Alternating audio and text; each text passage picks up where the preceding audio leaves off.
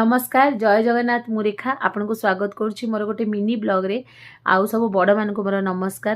तो आपण मैंने जानी जे मु शुक्रवार दिन वैभलक्ष्मी पूजा करे तो मु एटा मोर सब गृहिणी मान को सब भौणी मान को कहबी जे जदि आपनकर घरे किछि प्रकार प्रॉब्लम होउची कि पैसार किछि माने असुविधा रहउची कि छुआ मार देह भलोनी कोनोसी भी असुविधा मेनली आर्थिक असुविधा जदि किछि रहउची तो आपण माने वैभलक्ष्मी पूजा आरंभ करि परिबे। आउ आपण आपनकर दैनंदिन जीवन में जदि एमती गोटे मंत्र जोटा कि आपनकर घरर फाइनान्शियली निश्चय कम माने माने दूर करिवो सेटा होउची श्री सूक्त को आपण सकाळे हो कि संध्यारे हो गोटे थर निश्चय पाठ करंतु। आउ वैभलक्ष्मी पूजा 11, 21, 51 आपण जहा जेतिकी भी करि परिबे गोटे थर करिकी देखंतु मां को ऊपर विश्वास रखंतु देखिबे आपनकर निश्चय आपनकर फाइनान्शियली प्रॉब्लम जहा भी किछि होउतबो ता निश्चय आपनकर दूर हेइ जिवो। आउ श्री सूक्तटा निश्चय पाठ करंतु।